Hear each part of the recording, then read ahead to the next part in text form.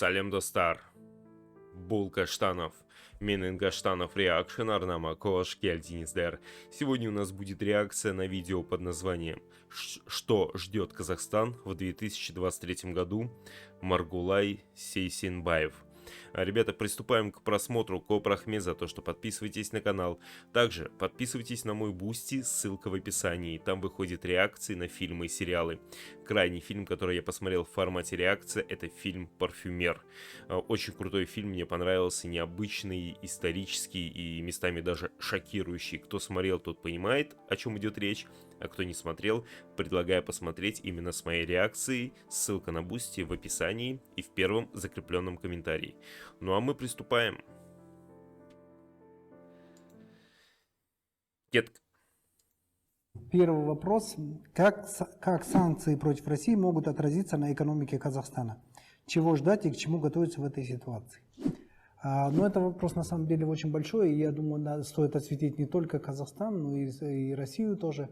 Санкции, которые сейчас введены, это на самом деле беспрецедентные санкции, они достаточно глубокие, секторальные, большие, не только в отношении физических лиц, но и в отношении целых отраслей. Но помимо самих санкций, в Иране хуже были, санкции нет? Это отдельный блок. Помимо самих санкций есть еще в целом неприятие России, неприятие русского бизнеса и давление западной общественности на бизнеса в их странах. Поэтому многие большие корпорации уходят из России не из-за санкций, а из-за того, что на них идет в свою очередь давление общественности, давление своих инвесторов и так далее. И поэтому Они бы рады не уходить, да, потому что бизнес, деньги, анау-мынау, да, Россия все-таки это огромный рынок, но сверху давят общественность, правительство, вот и уходят. на российском рынке сейчас прекращает свою работу и продажу своей продукции огромное количество компаний, практически все автомобильные компании ушли, компании Boeing, Airbus прекратили обслуживание самолетов. Самое интересное, что весь титан, который используется при постройке, по-моему, двигателей Боинга, весь из России, удивительно. Но этот титан они продолжают закупать, да? Такие двойные стандарты. Здесь мы уходим, но титан мы будем у вас покупать. Siemens, все лизинговые компании отзывают самолеты из владения российских авиакомпаний и так далее. Но, будем так говорить, санкции по всем фронтам, но помимо вот этих официальных санкций есть еще куча таких вещей, которые не являются санкциями, но являются как бы восприятием России в мире, и из-за этого под давлением общественности уходят очень большие, прям целые сектора бизнеса из России. И как это отразится на экономике Казахстана и России? Это отразится по многим направлениям. Первое большое направление, это, я считаю, это валютный кризис. Дело в том, что и американский Минфин, и Центробанк европейский запретили поставлять наличные доллары и наличные евро в Россию. Это значит, что буквально следующие 2-3 недели в стране будет дефицит наличных долларов, наличных евро, и власти для того, чтобы ограничить снятие наличных долларов и евро, будут ограничивать хождение наличной валюты, именно валюты, не рублей, а валюты. Рубли Центробанк может напечатать в неограниченном количестве. Но есть такое, есть, да. Сейчас доллары невозможно снять. Такое есть. Но наличные доллары и евро, они же не могут печатать. Соответственно, когда уменьшится количество долларов и евро в обороте, то появится черный рынок, появятся ограничения на вывоз валюты. Уже есть, но 10 тысяч еще терпимо, но я думаю, будет еще даже сокращаться. И может случиться даже такая парадоксальная ситуация, что у вас на счете как бы доллары есть, но снять вы физически их не сможете. Даже такая ситуация тоже может родиться. Поэтому первый кризис большой – это валютный кризис. Вообще, то, что сейчас происходит в экономике России и обязательно коснется Казахстана, я считаю, это такой идеальный шторм, в котором наложилось очень много кризисов. Первый – это валютный кризис, связанный с, я бы сказал, наличными долларами и евро. Второе – это валютный кризис, связанный с ростом курса доллара и евро к рублю. то есть рубль стремительно обесценивается, соответственно и тенге стремительно обесценивается, обесценивается. По-моему, тенге наоборот укрепляется, да? Сколько было в сентябре, когда мобилизация была 7,5, да, по-моему, тенге за рубль, а сейчас 6. Это же получается, тенге укрепляется, стабилизируется? Или я не прав, ребята? Эксперты, поправьте, пожалуйста, в комментариях. Они потому что экспорт тоже прекратился по сути. Сейчас во многих портах, где отгружаются наши сырьевые товары, грузоперевозчики не принимают наши товары, страховые компании не страхуют наши товары. Даже если возьмем просто нефть, казахстанскую нефть, дело в том, что в казахстанской нет такого сорта нефти, как казахстанская нефть. В мире есть сорта Texas, Brent и Urals. Urals это бленд или смесь российской и казахской нефти, которая поставляется в порты Прибалтики и там грузится на танкеры. Так вот, там же не разделишь, это казахская нефть, это российская нефть. Все танкера просто, особенно вот объявили крупные перевозчики, они не принимают российскую нефть и не страхуют российскую нефть страховые компании. Соответственно, у нас экспорт тоже встает, соответственно, поступление валюты уменьшается, а это сильно бьет по золотовалютным резервам. Я уже не говорю про то, что Фонд национального благосостояния и ЗВР, золотовалютные резервы Центрального банка России, тоже арестованы и заблокированы. Это огромный, большой... Насчет этого не знаю, но я слышал, что, по-моему, в Европе 300 миллиардов долларов заблокированы. Это резерв Российской Федерации. Вот это да. Насчет золота не слышал. Ну, возможно, наверное. Блок валютных проблем, которые в свою очередь приводят к экономическим проблемам. Экономические проблемы связаны, например, сейчас из-за девальвации рубля в Казахстан хлынет очень большое количество дешевых российских товаров, потому что идет диспаритет курсов. Российские товары оказались дешевле, они хлынут сюда в Казахстан. Соответственно, Казахстан не может защититься, потому что не может, как раньше, вводить импортную таможенную пошлину заградительную. Мы находимся в Евразийском союзе, мы находимся в таможенном союзе. Из-за этого наше правительство ничего не может сделать, чтобы защитить внутреннего производителя. И единственный способ – это девальвировать нашу национальную валюту, чтобы как-то выдерживать паритет, чтобы как-то наши товары были конкурентоспособны. Соответственно, из-за дешевых российских товаров сейчас валюта пойдет не на поддержку отечественных производителей, а пойдет на закуп российских товаров. И будем так говорить... Ребята, вот кто с Казахстана меня смотрит? Подавляющее большинство моих подписчиков, кстати, из Казахстана, и смотрят меня в основном из Казахстана. Вы ощутили этот прирост российских дешевых товаров? Вот вы ходите в магазины, в торговые центры, да, в повседневной жизни это как-то ощущается? Есть такое, что на полках действительно больше появилось российских товаров, которых раньше просто не было или было в меньшем количестве? Вот этот момент напишите, пожалуйста, в комментариях. Валюта будет утекать в Россию, казахстанская валюта, что создаст неблагоприятный для Казахстана внешнеторговый баланс и вымывание золотовалютных резервов, что опять бьет по курсу. Товары дальнего импорта, я называю, это страны Западной Европы, США и так далее, они будут неконкурентоспособны, потому что их надо покупать за валюту, и это будет дорого. В целом уровень благосостояния населения, компаний, бизнеса резко падает вместе с падением курса национальной валюты. И таким образом вот этот валютный кризис вовлекает в себя еще и экономический кризис, предприятия начнут останавливаться, однозначно будет рост безработицы. Плюс к этому еще усугубляется логистический кризис. Что-то прям слушаешь, и сразу какая-то апатия набегает. Но это он преимущественно про Казахстан, вот сейчас говорит, да, вот в последнюю минуту. Но как будто бы все плохо, но опять же курс, наоборот, тенге растет по отношению к рублю. Ну, или же он падает. Как это правильно сказать? Ну, то есть, за рубль, как я уже сказал, не 7,5, а 6,5 дают. Это уже как бы неплохо. А там, глядишь, и 5 будет. А мне писали в комментариях, по-моему, было время, когда курс был 2 рубля за тенге. И тогда, наоборот, все в Россию ехали и скупали там все, что можно. Ну, те, казахи, казахстанцы, да, у кого вводились тенге в несметных количествах, в несметном количестве. Ну, пока вот слушаешь и такой, короче, все пропало. Какое-то упадническое настроение. Ну, как бы, в принципе, он миллиардер, наверное, или бывший миллиардер. Я так понимаю, он знает, про что говорит, но, как бы, он может и ошибаться. Я думаю, что не все так плохо будет. Политический Надеюсь, по кризис, то, крайней что мере. все товары раньше возились через Украину, Россию, то сейчас практически фуры не могут проехать, все заблокировано, самолеты не летают, соответственно, теперь надо выстраивать новые логистические маршруты через Турцию, в обход этих воюющих стран, что делается очень не быстро, это займет месяца 3 как минимум.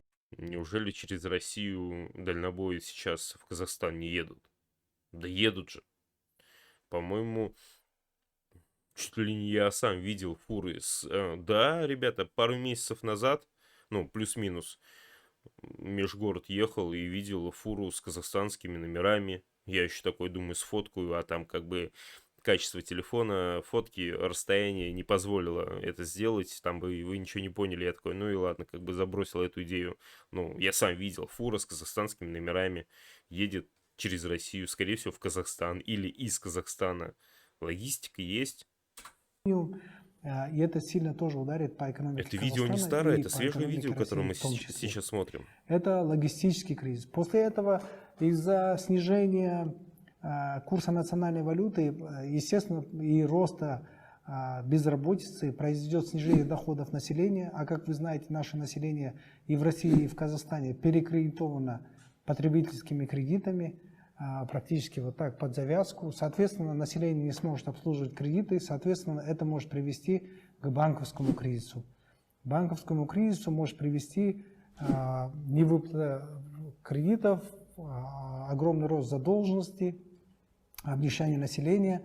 К тому же, сейчас вот Центробанк России закрыл биржу, российскую биржу, московскую биржу, петербургскую биржу. Они тоже не открывают торги, потому что большинство банков держали еще свои резервы. Ребята, все работает. Возможно, Маргулан говорит про какие-то ежемоментные действия, да? Ну, допустим, в какой-то конкретный день было закрыто. Но нету такого, что биржи не работают. Я периодически слежу. И я, конечно, ничем не торгую на бирже, но чекаю курс доллара и конвертацию. Все работает. Все работает, ничего не закрыто. На момент 10 января 2023 года все работает. Или личную ликвидность в таких компаниях, так называемых голубых фишках, крупнейших компаниях российской экономики. Если сейчас откроются торги, эти компании, акции и облигации этих компаний упадут до копеек. Сейчас, ребят, погодите, не отключайтесь. Видео записано 3 дня назад. Может быть, вот это такое некий монолог Маргулана был когда-то записан, там, допустим, полгода назад, да, но видео вышло 3 назад, и оно как бы, ну, вообще не актуально на 10 января 2023 года по многим аспектам. Копеек буквально. Тогда придется переоценивать балансы банков, у них упадут резервы, упадет собственный капитал, это значит череда банкротств банков, это паника среди населения и так далее. Короче, перечислять можно очень много. Это идеальный шторм, и он идет на 360 градусов со всех сторон.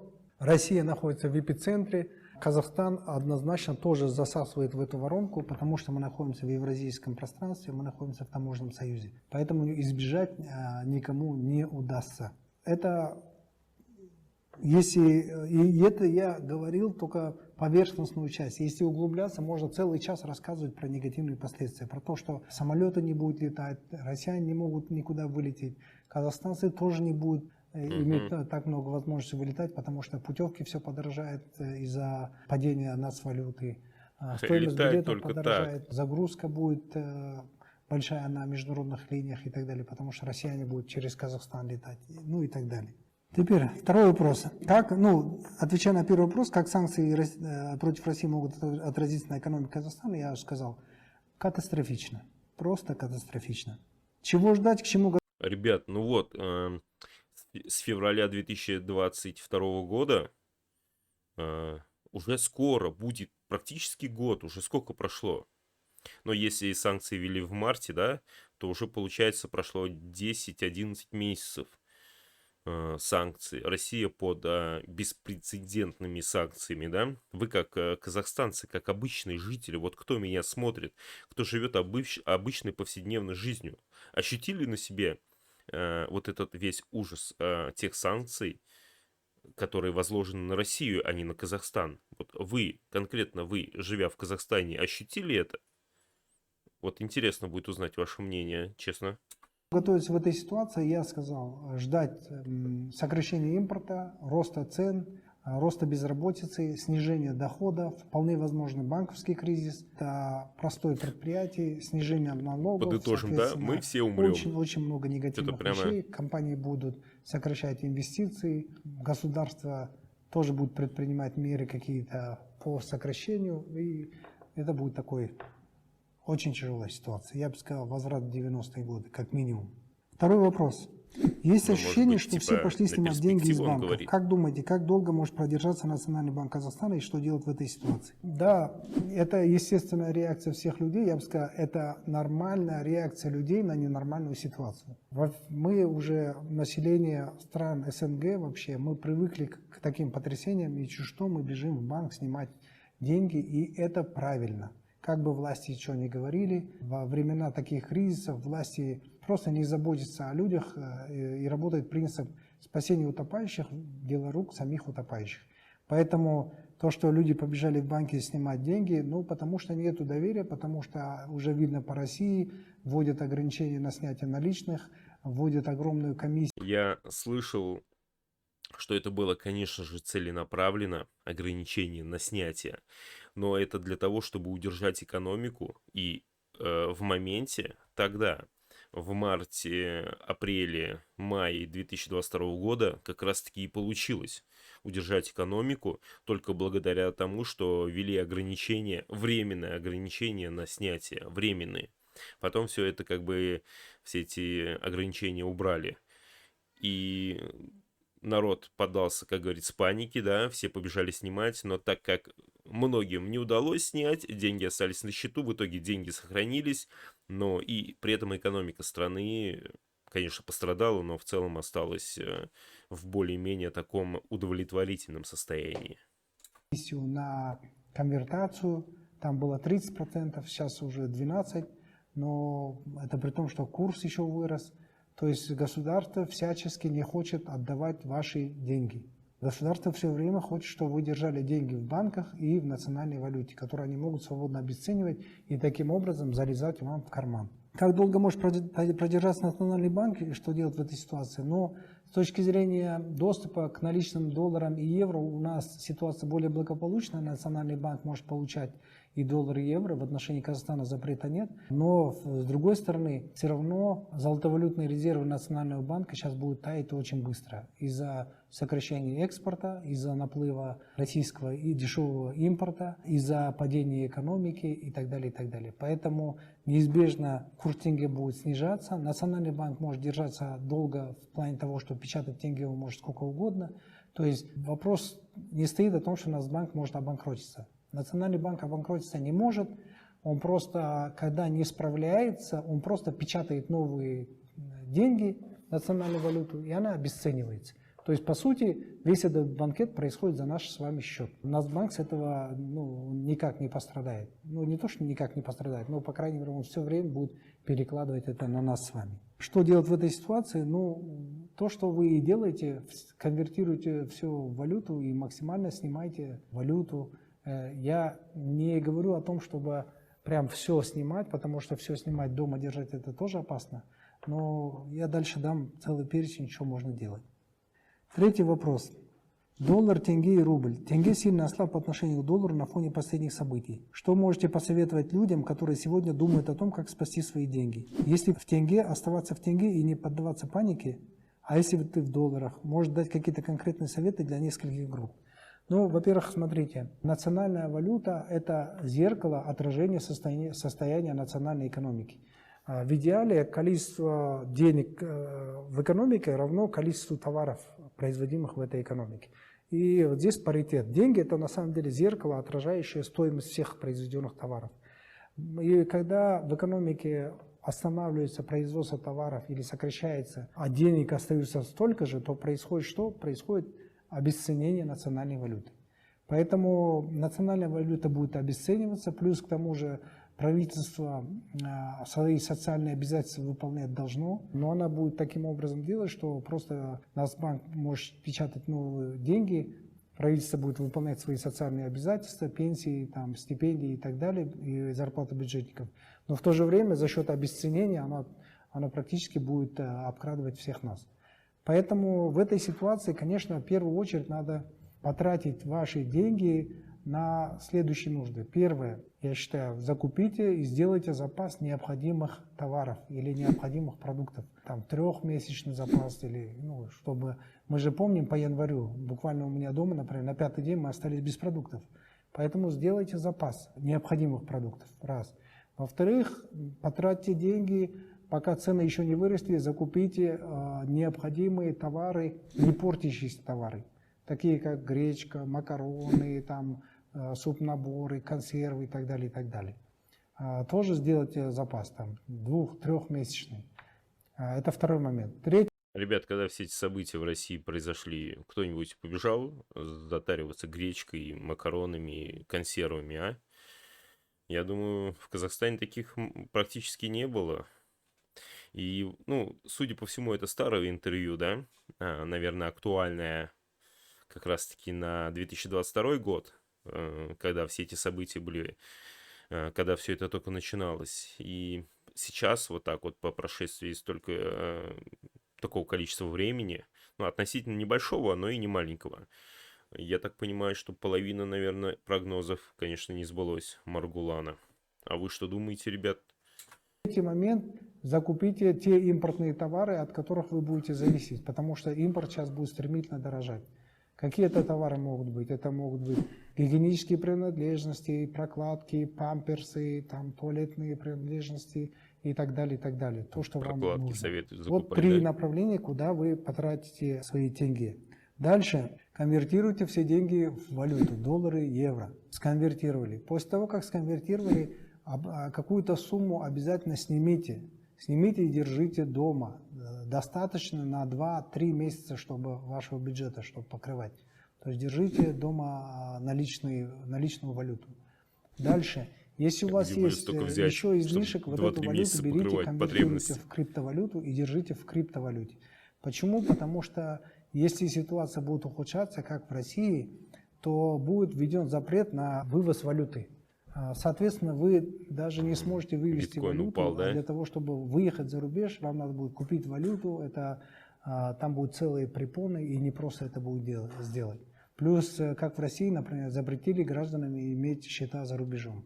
Поэтому часть денег лучше конвертируйте в криптовалюту, а потом, если вы решите уехать на ПМЖ, либо просто временно уехать со страны, вы всегда можете это опять конвертировать в валюту и получить это в той стране, куда вы едете. Вот то, что можно делать в этой сложившейся ситуации. В таких ситуациях спасение утопающих – дело рук самих утопающих. Вы должны надеяться только на себя, не на государство, не на работодателя. Потому что ваш работодатель тоже может вас сократить, потому что у него дела тоже могут пойти очень даже плохо. Поэтому ни на кого надейтесь, сами создавайте резервы и запасы. Четвертый вопрос. В сложившейся ситуации может ли Казахстан стать гаванью для IT и других интернет-проектов для российского бизнеса? Я бы сказал частично, в целом я бы сказал, в связи с этой войной, по сути, фондовый рынок умер и IT-бизнес умер, потому что все IT-компании, они делались под международный рынок. Все IT-компании делались, чтобы потом выйти IPO, либо продаться крупной IT-компании западной. Никто не рассчитывал только на Россию, только Казахстан. У всех IT-компаний планы были развиваться за пределы СНГ. Но в связи с этой ситуацией рынок Украины практически отсутствует уже. Им не до IT сейчас. Рынок России в связи с тем, что куча санкций, любая IT-компания, работающая в России, будет токсичной. Она не получит ни инвестиций, ни внимания инвесторов, ее никто не купит, и придется прозябать, это будет чисто местечковая IT-компания. Соответственно, все достойные, крутые специалисты, которые могут создавать продукты мирового уровня, они уедут даже не в Казахстан, они уедут в Европу, в США, в какие-то такие развитые страны. В Казахстан, да, приедут часть IT-специалистов, которые нацелены на рынке Казахстана, на рынке России. То есть местечковые IT-специалисты, это, как правило, не самые сильные, но в то же время это тоже IT-специалисты, которые делают продукты именно для этих рынков. Потому что сидя здесь и готовить продукты для мирового рынка уже не получится. Пятый вопрос. Как вы видите экономическую ситуацию в Казахстане через год? Через год я вижу ухудшение по всем фронтам. Это увеличение безработицы, это падение ВВП, это падение производств, это дефицит по многим позициям, это дефицит и валюты, дефицит импортных товаров, это снижение уровня жизни. Ну, я бы так сказал, и это еще, я вижу то, если сейчас Россия остановится. А если не остановится, ситуация будет хуже, хуже и хуже, потому что будут вводиться новые санкции. И, к сожалению, Казахстан плотно ассоциируется с Россией из-за этого ОДКБ, Евразийского союза и Таможенного союза. Поэтому на Западе не сильно разбираются, что там Казахстан это совсем отдельная страна. Казахстан идет как союзник России, хоть мы и не участвуем в войне против. Ну ладно уж, не разбираются. Может быть, обычные жители, да, среднестатистический американец какой-нибудь не разбирается. А вот на уровне государства уж, конечно, разбираются и понимают, что это отдельные страны, суверенные государства. Мне кажется. Украины в западном понимании, в понимании американцев и европейцев, Казахстан это союзник России. Соответственно, если хоть и прямых санкций против Казахстана нет, то все равно будет режим неблагоприятствования казахстанским деньгам, вообще казахстанскому бизнесу и так далее. Да, ребята, вот мы посмотрели такое какое-то упадническое интервью, да, монолог, все будет плохо, а мы все умрем, так или иначе. Ну, не знаю, ребята, вот я вот прям чувствую, что это какое-то старое интервью, наверное, плюс-минус полугода, а то и годичной давности. И я задаю все тот же вопрос, который уже задавал по ходу просмотра этого видео. Вот, обычные жители Казахстана, вы ощутили на себе вот эти вот последствия санкций, которые велись против России? Вы ощутили на себе в своей повседневной жизни? Может быть, где-то что-то кардинально подорожало, у кого-то уволили с работы из-за того, что санкции в России и так далее. Вот, ребята, напишите в комментариях, это будет такой некий срез общественного мнения Казахстана, ну, конкретно тех, кто подписан на мой канал, или тех, кто случайно посмотрит это видео. С удовольствием почитаю. Очень интересно. На этом все. Всем рахмет, коп рахмет за то, что смотрите мой канал, за то, что досмотрели это видео до самого конца. Подписывайтесь на канал, кто не подписался, еще прожимайте лайки, пишите ваши комментарии. На этом все. Всем пока, удачи, до встречи.